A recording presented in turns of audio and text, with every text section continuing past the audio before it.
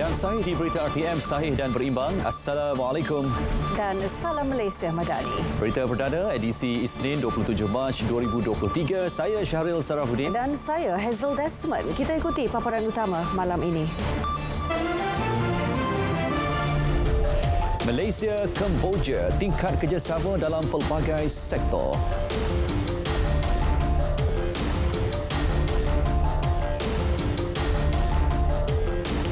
STPM diiktiraf antarabangsa. Tiada keperluan mansuh tingkatan 6.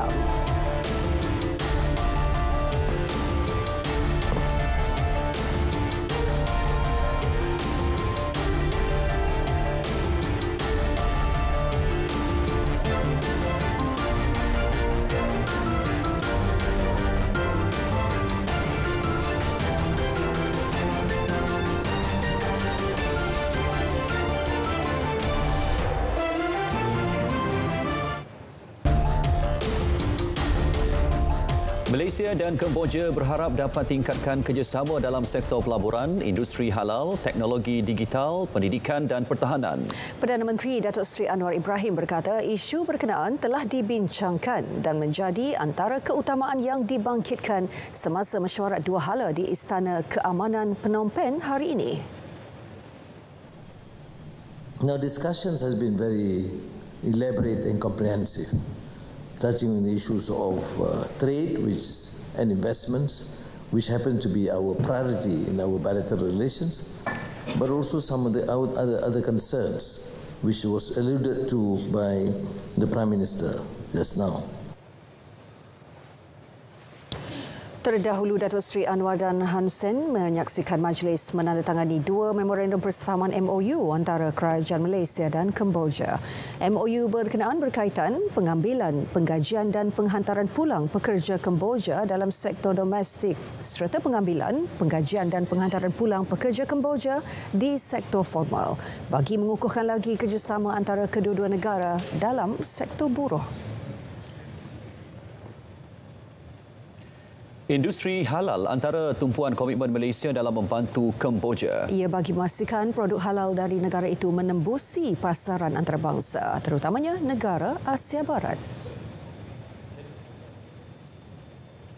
On the specific issues like the halal industry, which Malaysia has quite developed, and it would give opportunity for both Malaysia and Cambodia to use this facility in order to encourage and facilitate export to Muslim countries, in particular the Middle East.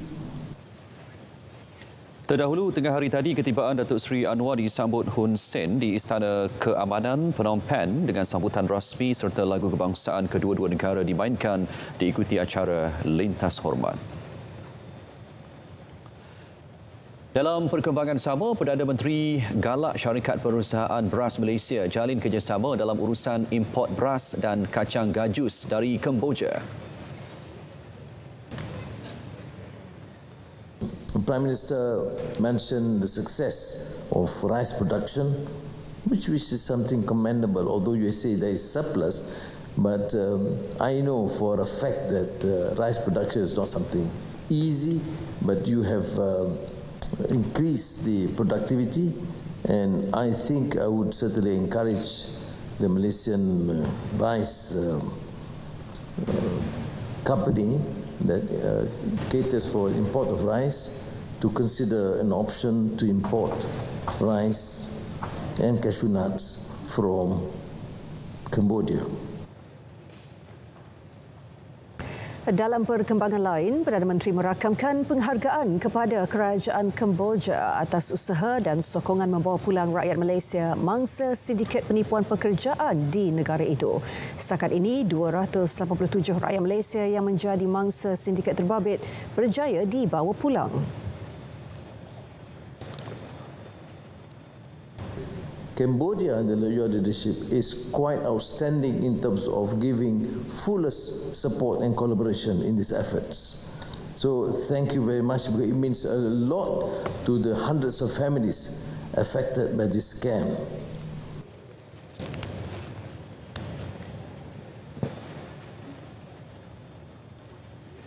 Reformasi dalam pentadbiran kerajaan perlu dilaksanakan bermula dari akar umbi. Tegas Perdana Menteri, ia perlu bagi membantras penyalahgunaan kuasa dan korupsi yang menjejaskan sistem pentadbiran sesebuah kerajaan. Jelas Datuk Seri Anwar, usaha itu memperlihat kesungguhan kerajaan menegakkan keadilan dan memperjuangkan nasib rakyat. Saya menyeru rakan-rakan supaya memahami, kalau nak selamatkan negara kita, dia mula membetulkan pilar tunggal governance. Dan jangan ada andaian bahawa semua orang politik itu mesti corrupt. That is why my pledge is I'm going to fight and continue to fight them. I will not compromise as long as I am this position. Beliau berucap pada perjumpaan bersama kira-kira 300 diaspora Malaysia di Kedutaan Malaysia di Kemboja. Sesi berlangsung selama hampir sejam itu padat dengan perkongsian dan pendapat Perdana Menteri ke arah membina negara yang berintegriti bagi menarik lebih banyak pelaburan berimpak tinggi.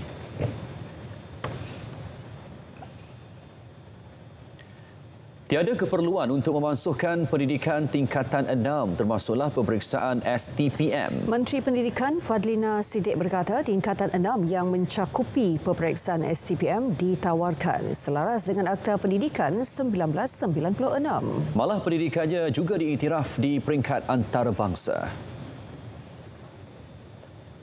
Semua Universiti Awam Malaysia mengiktiraf STPM, manakala lebih daripada 2,000 buah universiti di seluruh dunia juga mengiktiraf kelayakan STPM. Pelajar lepasan STPM berpeluang melanjutkan pelajaran keluar negara seperti Amerika Syarikat, semua negara Commonwealth serta negara Timur Tengah.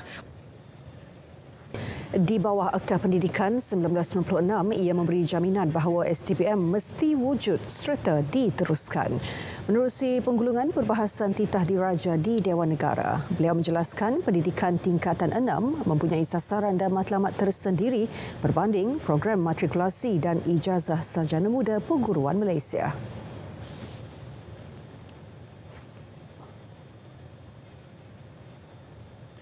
Kerajaan kekal komited terhadap pendirian konsolidasi fiskal dalam jangka sederhana seperti digariskan di bawah rancangan Malaysia ke-12 RMK ke-12. Defisit disasar berkurang kepada 3.5% berbanding keluaran dalam negara kasar KDNK menjelang 2025. Kerajaan telah pun merangka strategi konsolidasi fiskal dan perluasan asas hasil yang dijangka mampu menyediakan ruang fiskal yang lebih besar serta mengurangkan paras hutang dalam jangka sederhana tanpa menjejaskan momentum pertumbuhan ekonomi. Strategi ini termasuklah mengkaji semula dan menambah baik sistem percukaian sedia ada, memperluas asas hasil, menambah baik pentadbiran cukai, meningkatkan kecekapan perbelanjaan serta penggubalan akta tanggungjawab fiskal yang dijangka dapat mengukuhkan tadbir urus dan disiplin fiskal. Kerajaan juga akan menambah baik program subsidi bersasar bagi memastikan hanya golongan yang layak menikmati subsidi seterusnya dapat meningkatkan kecekapan pasaran. Dan ini pula usaha membantu golongan B40 memiliki kediaman sendiri. Sebanyak 27 projek perumahan rakyat PPR melibatkan 12,037 unit kediaman kini dalam fasa sedang dan akan dibina. Timbalan Menteri Pembangunan dan Kerajaan Tempatan Akmal Nasrullah Muhammad Nasir berkata, sejak program itu mula dilaksanakan pada 1982, sebanyak 159 projek PPR merangkumi 99,296 unit rumah telah siap dibina di seluruh negara. Program yang kedua adalah program Rumah Mesra Rakyat yang dilaksanakan oleh Syarikat Perumahan Negara ataupun SPNB yang memberi manfaat kepada golongan B40. Sehingga 31 Januari 2023, sebanyak 55,055 unit rumah RMR telah siap dibangunkan, manakala 4,181 unit sedang dalam pembinaan dan baki 657 unit dalam perancangan. Setakat tahun lalu, sebanyak 108,373 unit rumah mampu milik telah siap dibina, manakala 131,573 unit dalam pembinaan. Manakala bakinya dalam perancangan untuk mencapai sasaran 500,000 unit di dalam tempoh Rancangan Malaysia ke-12. Bantuan kewangan haji bersasar diteruskan dan 24 bilion ringgit potensi pelaburan berjaya diraih misi perdagangan dan pelaburan ke Korea Selatan. Itu antara 10 inisiatif terbaru yang diumum Kerajaan Perpaduan sepanjang minggu lalu.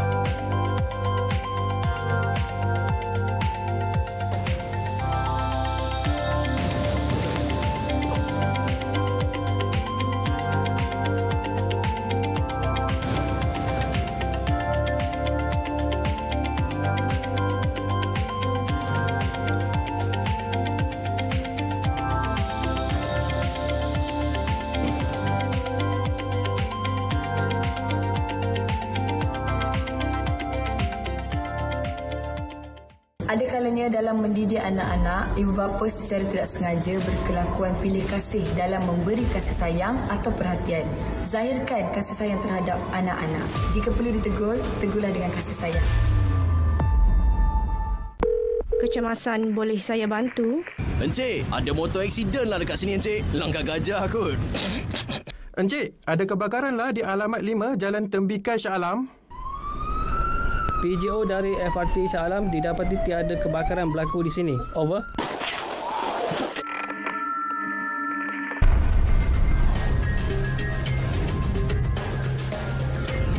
MERS 999. Gunakan dengan berhemah.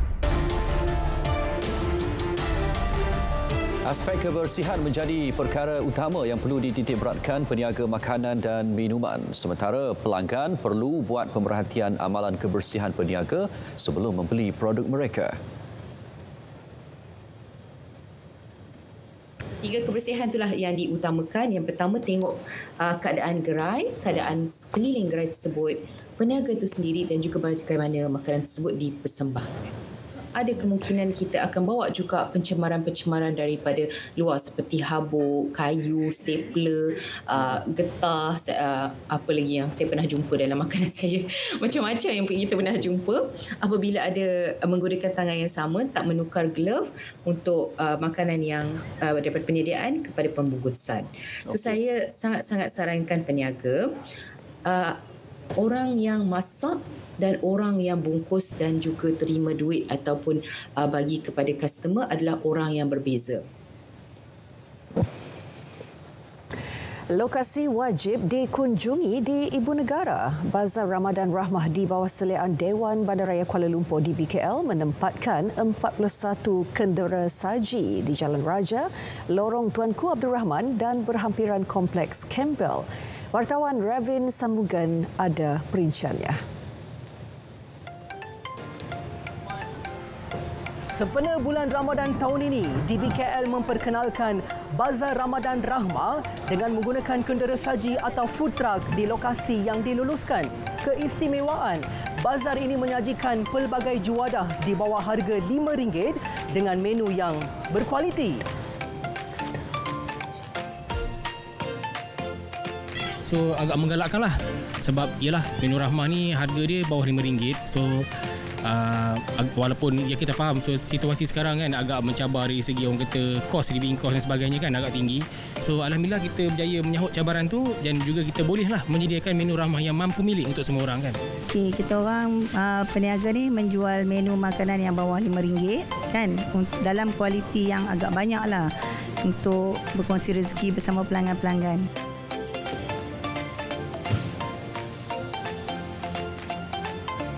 kita kebiasaan pergi dekat bazar atau mana-mana, harga dia mahal. Jadi kat sini bawah daripada RM5, harga berpatutan. Jadi orang pun boleh beli dengan kuantiti yang banyak. Kerana saya boleh dapatkan dengan makanan dengan harga RM5, serendah RM5. Kira saya berpuas hatilah dengan Bazar Rahmah ni. Jimat betul. Dia boleh dapatkan air dengan makanan dengan harga serendah RM5 saja. Sementara itu, Kementerian Perdagangan Dalam Negeri dan Kos Sara Hidup KPDN dengan kerjasama DBKL melaksanakan pemantauan berterusan bagi memastikan operasi bazar berjalan lancar dalam keadaan teratur dan bersih. Dan itulah kalau tadi dapat dilihat, kita beri teguran dari masa ke semasa dari segi cara penyediaan makanan, dari segi pakaian dan dari segi ruang berniaga pun kita bagi nasihat. Dan saya senang cerita kalau saya boleh beri jaminan bahawa di Bazar Rahmah ni, apa yang kita lihat daripada semua food truck yang beroperasi di sini, kebanyakannya, bukan kebanyakan, boleh dikatakan semua mematuhi peraturan kesihatan yang telah kita tetapkan. Saudara, kebanyakan pelanggan yang ditemui di bazar ini rata-rata berpuas hati dengan kualiti makanan yang disediakan. Juadah berbuka puasa yang ditawarkan di sini juga memberi banyak pilihan kepada warga ibu kota. Ravin Sanmugam, RTM.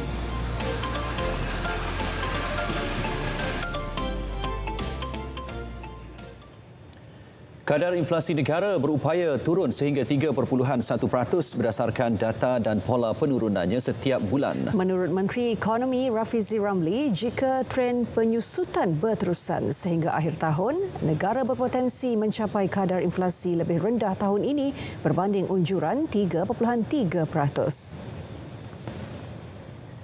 Negara katanya sedang melepasi kemuncak kenaikan harga barang daripada tahap tertinggi 4.5% pada September tahun lalu berdasarkan angka-angka lain diterbitkan Jabatan Perangkaan Negara.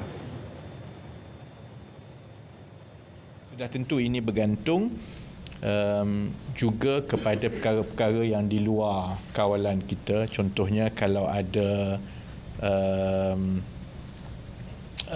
gangguan kepada rantaian bekalan antarabangsa ataupun gangguan setempat seperti yang kita lihat bila berlaku banjir dalam 2-3 minggu yang akan datang. Sama ada inflasi akan kembali meningkat pada Mac dan April berikutan sambutan Ramadan dan Aidilfitri, beliau menjangkakan tiada peningkatan mendadak akan berlaku. Bila bercakap dalam sidang media, indeks harga pengguna bagi bulan Februari 2023 di Putrajaya. Aplikasi Kita Jaga, alternatif terbaru bagi memudahkan orang ramai menyemak harga barangan mengikut lokaliti tertentu. Inisiatif bersama Kementerian Ekonomi dan organisasi tempatan itu juga bertujuan meningkatkan akses pengguna kepada data harga barangan sekaligus menggalakkan pembelian yang lebih bijak. Menurut Rafizi, organisasi Kita Jaga telah memanfaatkan data terbuka di laman web Open Dosem yang dilancarkan beberapa bulan lalu. Yang memberi ruang kepada pengguna-pengguna untuk membandingkan harga, boleh juga membantu ke arah menambahkan keupayaan memilih itu yang jika berjaya dihidupkan secara besar-besaran, dia sudah tentu akan membantu mewujudkan persaingan harga yang lebih baik. Buat permulaan, pengguna boleh menyemak harga barang runcit sebelum diperluas kepada kategori lain. Bagi menggalakkan rakyat membuat perbandingan dan pilihan harga, Kementerian akan menggiatkan kerjasama dengan organisasi lain bagi memperkenal aplikasi sama. Kadar indeks harga pengeluar yang mengukur harga barangan di pintu kilang turun kepada negatif 0.8% pada Februari 2023 berbanding 1.3% bulan sebelumnya. Kadar tersebut merupakan penurunan pertama sejak Januari 2021 disebabkan kesan asas dan harga komoditi utama yang lebih rendah. Menerusi kenyataan Ketua Perangkawan Malaysia, Datuk Seri Muhammad Uzair Mahidin, trend penurunan disebabkan penyusutan dalam sektor pertanian, perhutanan dan perikanan serta perlombongan. Sementara itu, indeks pembuatan meningkat 3.0% pada Februari, menyederhana daripada 4.5% bulan sebelumnya. Manakala bagi sektor utility, indeks bekalan air dan bekalan elektrik dan gas masing-masing meningkat 3.7% dan 1.0%.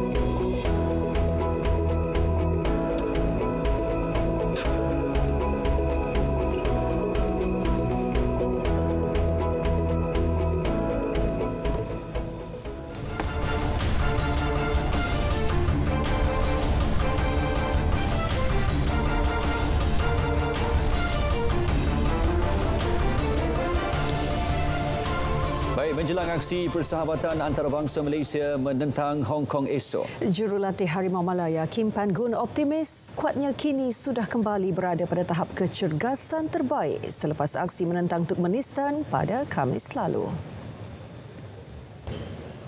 Last 2 days, we had a very good recovery session.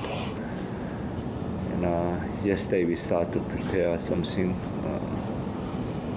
planning for the game against Hong Kong. So yeah, I think will be a good game. We prepare well. We try to deliver a good game for the spectator for tomorrow. Sementara itu, pemain tengah negara Muhammad Nur Azam Aziz yakin mampu menampilkan aksi terbaik selepas pulih sepenuhnya daripada kecederaan. Sendiri, saya punya kaki alhamdulillah okey. Cuma saya rasa saya sakit macam tu, tapi boleh bermain. Saya terapkan keberanian tu di pasukan Pahang. Bermain memang tak ada rasa takut apa semua. Saya tak diajar macam tu lah. Call up kali ni memang ramai pemain midfielder. Saingan tu bagus, tetapi pulang pada coach nak letak siapa bermain. Malaysia berdepan risiko hilang penguasaan dalam acara terjun wanita pada Tamasya Sukan SEA Kemboja akan datang selepas ketiadaan Datuk Pandalela Ridong dan Nur Dabitah Sabri. Penolong jurulatih kebangsaan Datuk Leong Mun Hee mengakui bimbang dengan prestasi semasa ditampilkan atlet muda dalam saingan 3 meter papan anjal dan 10 meter platform. Jelas beliau, prestasi cemerlang penerjun dari Indonesia dalam acara 3 meter papan anjal mampu menggugat peluang Malaysia meraih pingat. Manakala harapan tinggi tidak diletakkan dalam kategori 10 meter platform kerana bakal diwakili muka baru. Sementara itu, Mun Hee percaya kem terjun lelaki tidak akan berdepan masalah menampilkan penguasaan di Pusat Akuatik Morodok Kemboja pada Mei. Mun Hee pada Januari lalu mengumumkan tidak akan menghantar penerjun elit pada Tamasya Dwi tahunan ini. Sementara itu, kesemua penerjun negara bakal menyertai kejohanan terjun Kumpulan Umur Jemputan Malaysia MIAG ke-58 di Pusat Akuatik Nasional Bukit Jalil. Kejohanan berlangsung pada 1 hingga 3 April itu sebagai persiapan terakhir skuad terjun sebelum berangkat ke Kemboja. Kesemua atlet akan mewakili pasukan kebangsaan bersama skuad senior dan bersaing bersama pasukan negeri serta penerjun dari Singapura. Acara terjun dijadual berlangsung dari 8 hingga 11 Mei ini.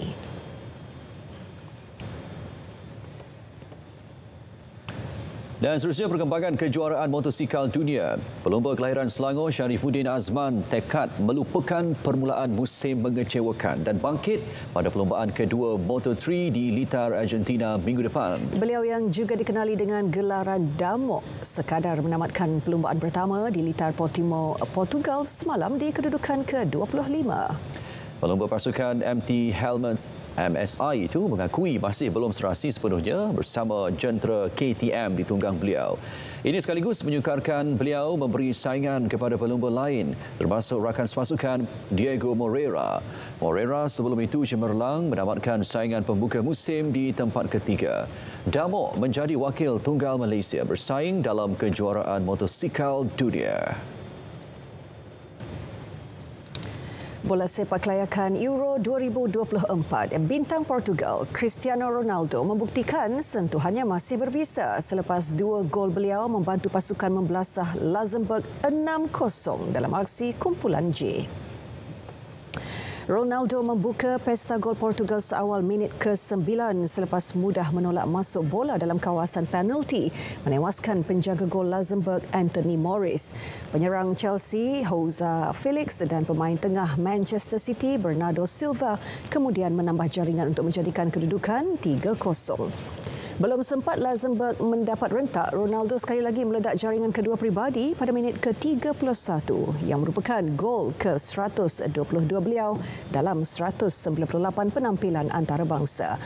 Dominasi Portugal berterusan pada babak kedua dengan tambahan 2 lagi gol menerusi pemain tengah FC Porto Otavia dan pemain sayap AC Milan Rafael Leo. Portugal berada di kedudukan teratas kumpulan J dengan 6 mata.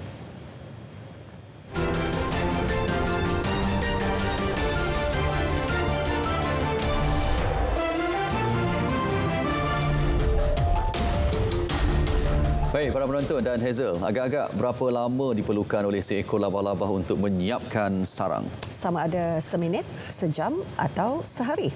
Kita saksikan dalam paparan hashtag. Perkongsian di TikTok memaparkan kepantasan seekor labah-labah membina sarang dengan pantas raih perhatian netizen. Labah-labah itu membina sarang dalam tempoh kurang 2 minit.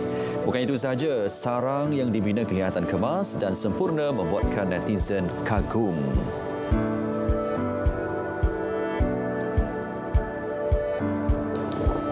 Dan ini pula fenomena bongkah ais runtuh yang membentuk satu pemandangan yang indah di Taman Negara Los Glaciares, Argentina. Perkongsian video fenomena bongkah ais runtuh sebelum membentuk bongkah kebiruan mendapat tontonan 13 juta di saluran YouTube milik Lyset Studios. Bongkah ais tersebut kelihatan biru kerana pembiasan cahaya dan umur ais.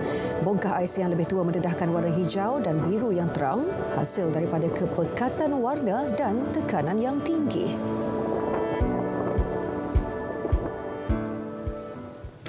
Baik, perkembangan hashtag seketika tadi mengakhiri berita perdana 27 Mac 2023. Yang sahih di RTM. Dengan itu, Assalamualaikum. Salam Malaysia Madani.